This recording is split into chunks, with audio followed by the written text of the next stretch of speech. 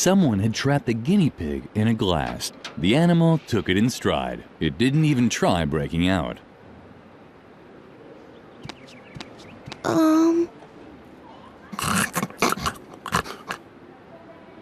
Oh, a visitor. What a rare animal. The hawk. But I don't mean the remake. I mean the original with extra ketchup, please.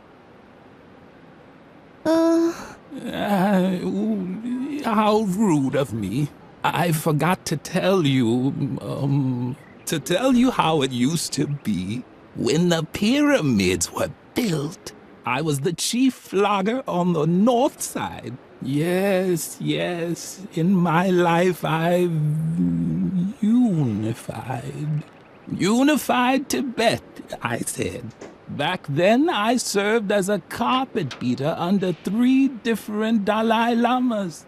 For one of them, I was even there as a rebirth assistant in the maternity ward.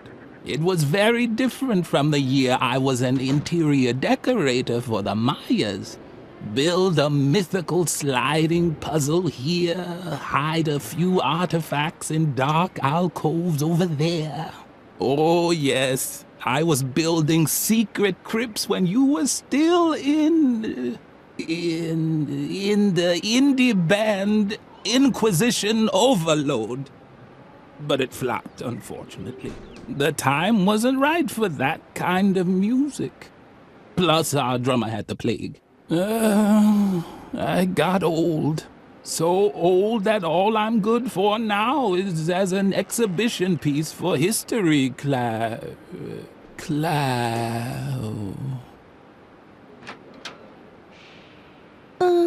I'll get to that in a moment. First, I wanted to tell you, telling stories takes a lot of skill. That's why I worked for a while as an exhibition piece for history class in a convent school. I just had to tell stories about my adventures once a week.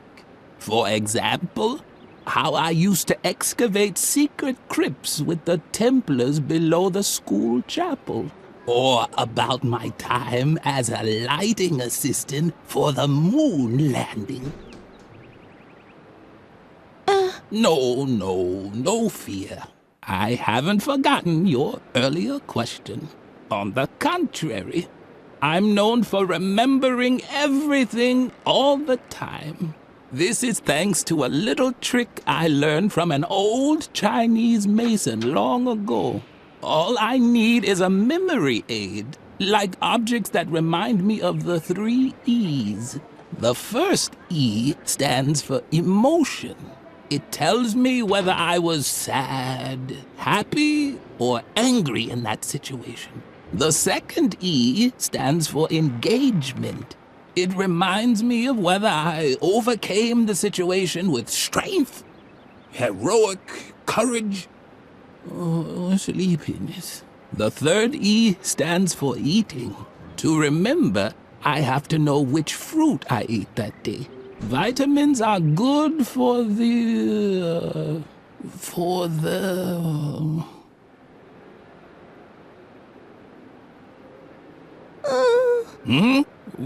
What? I must have dropped off for a moment. But I was just going to tell you an exciting story from my past.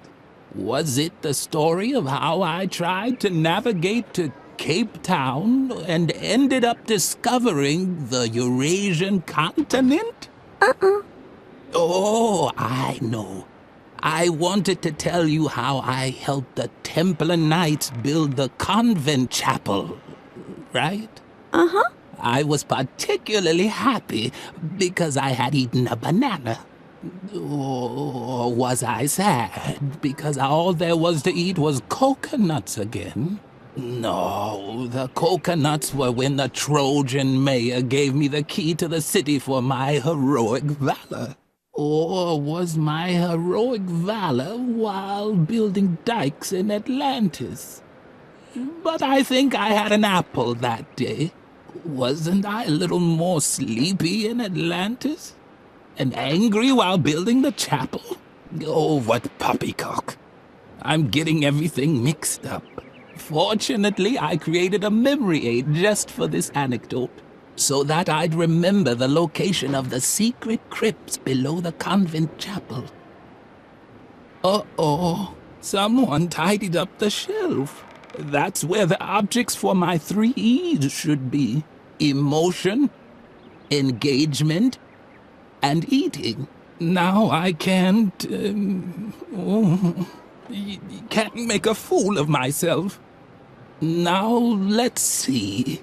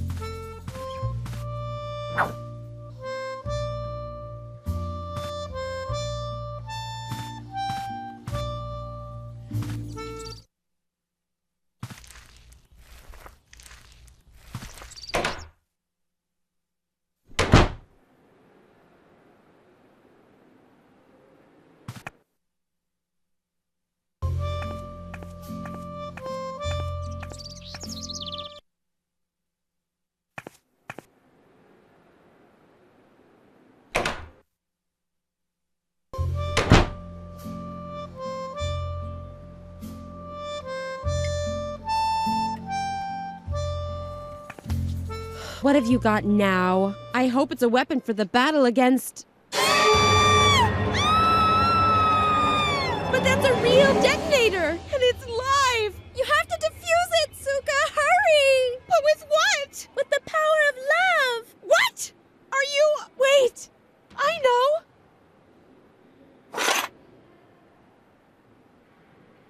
Phew, that was close. We'll snitch to Mother Superior. Exactly. This time you really went too far, Lily. What on earth are you thinking? You're even crazier than I thought. Totally un-gumbo. Don't just stand there. Get that bomb away from us. Take it somewhere where it can't do any damage. A bomb-proof place, a fireproof drum, or something like that?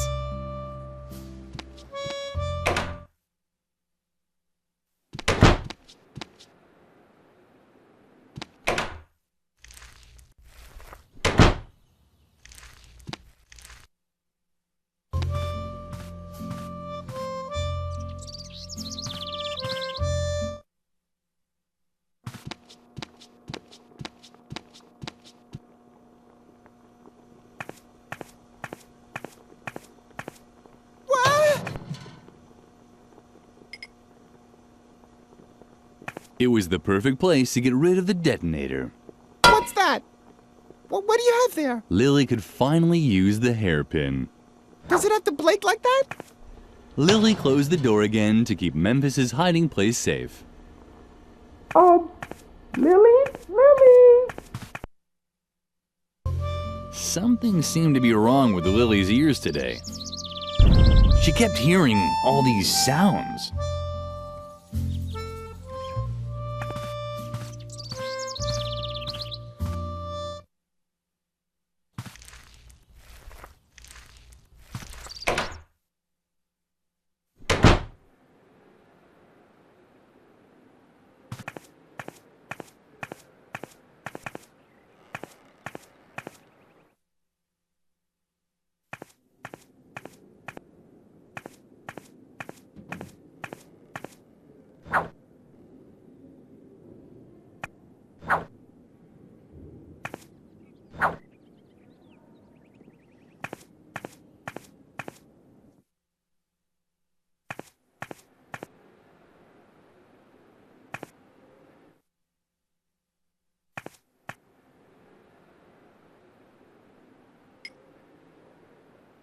Perfect.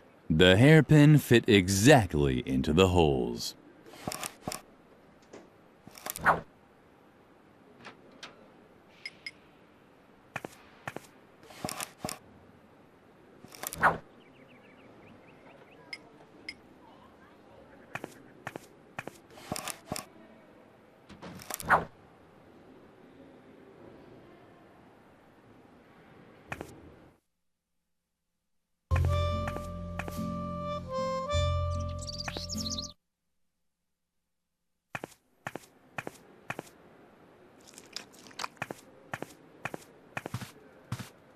A note was pinned on the receipt holder. Dear, crossed out, Ms. Zimmelbach, I have to say I'm very surprised by the way you fulfilled my request to send me a pet for my students' classroom. I had a real animal in mind, one that conveyed important values, like a puma or a boa constrictor. But the guinea pig you sent is useless to me.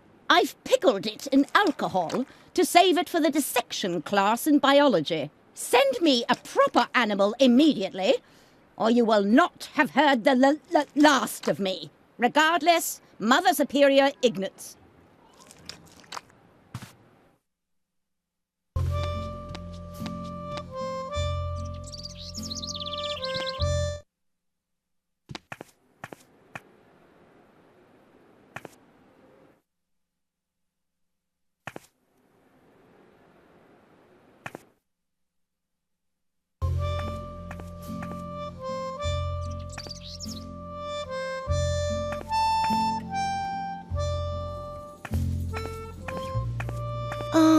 Don't even bother trying to distract me, Lily. Unlike you, I actually have a sense of duty.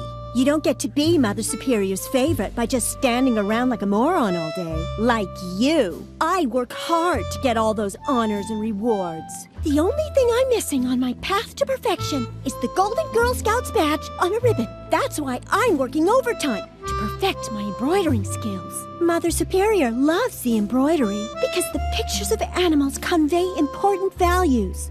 But you wouldn't know anything about that. You've always been terrible at embroidering, and everything else for that matter. Why don't you get to the point already? You seem to be lacking a few important lessons in values and standards. Haven't you learned anything at all? From my multi-award-winning embroidery, each animal has an assigned character trait. Bears represent strength, and deer stand for heroic valor. There are negative role models too, of course. The porcupine, for example, is especially slow and sleepy. That's why you'll never find one on one of my banners. But maybe it's in your family's coat of arms. In case you're wondering what I'm doing here, it's called embroidering. I know it's not your area of specialty. Otherwise, I doubt Mother Superior would have banned you from taking it. What a shame.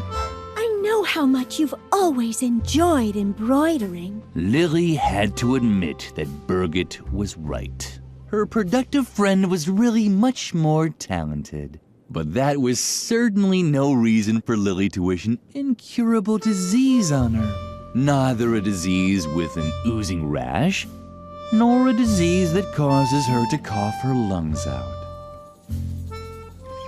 Bit quiet now. I just had a great idea for what I could put on the missing cafeteria banner. Damn, it's gone. Thanks a lot. Great job, Lily. If you want help, ask Mother Superior about a suitable animal role model. I'm already done with all my patterns. And remember, at this time of day, Mother Superior is always in the cafeteria, drinking a soothing tea. So don't wander into her office. We're not supposed to go in there alone. And hurry up! My grades depend on it.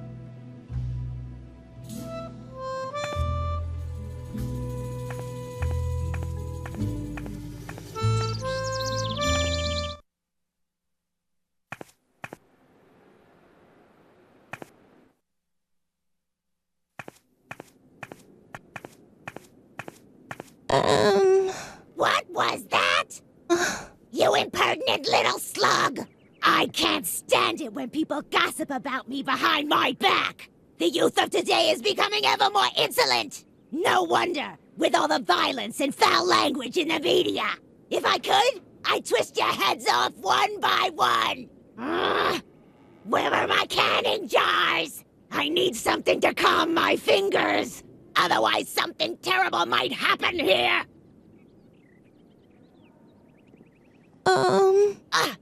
Now I understand! You came to complain about the food, right? Well, then I have bad news for you! Children only get food from canning jars! And that's that! My hands are trained to twist the lids off! I haven't been wringing the necks of caged chickens for 20 years for nothing! Plus, I've got a court order that says I gotta open 10 jars a day! You can thank my idiotic lawyer for that!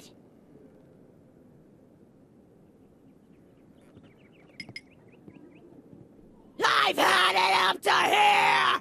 Haven't I told you 1,000 times already? Get the hell out! Just wait! Can I have that? I need something to calm my fingers!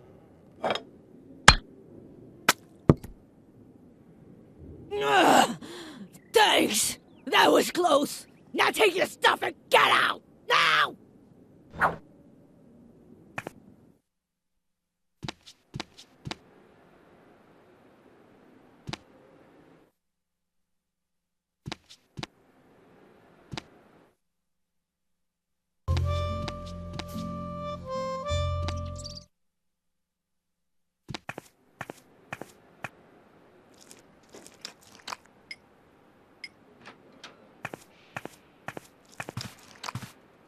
Lily thought this idea was delightful. The guinea pig was bound to make a huge impression as an animal role model.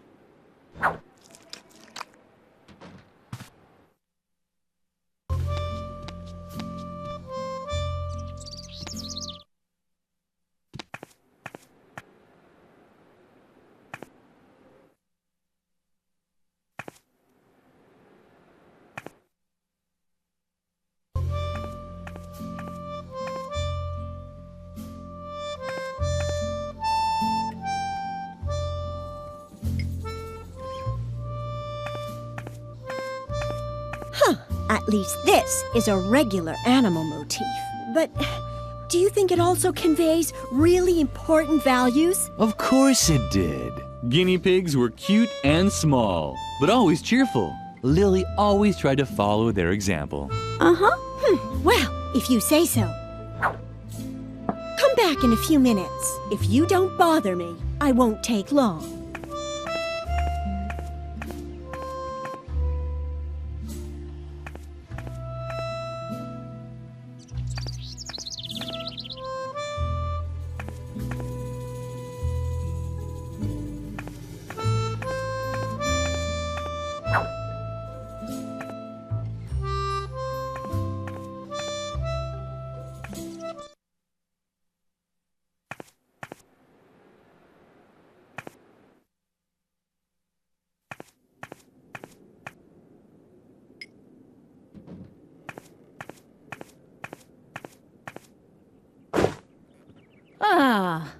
Birgit has finally finished the new banner, but what's that?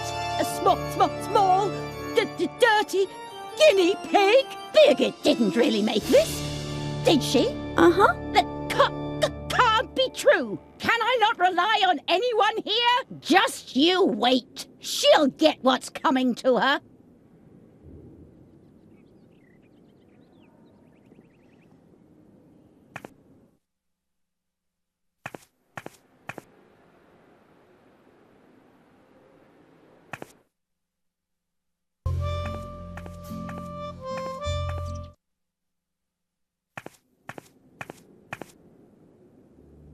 I can't even tell you how disappointed I am in you, Birgit. This is the worst job I've seen in my entire career. But don't talk back. You are bad. I will probably have to strip you of all your awards, prizes, and Girl Scout badges. You no longer deserve any of them. But I only did what? Hogwash! Do you really wish to contradict me? I can't believe how low you've sunk, Birgit. A guinea pig? It's unbelievable! Your work is an insult to the entire convent. Get rid of it. I'm sorry. I didn't mean to. Your whining won't make up for your failures. Just in case you decide not to waste my time with your ineptitude anymore. Here is a motif that's worth immortalizing on a banner. The puma. Strong, precise, dignified. A symbol of self-control.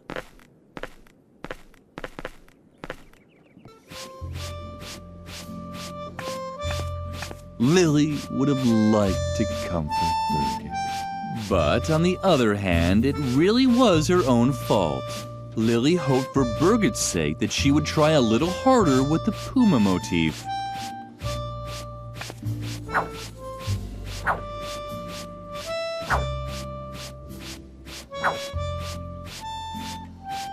The embroidery was of a unicorn with 8 legs.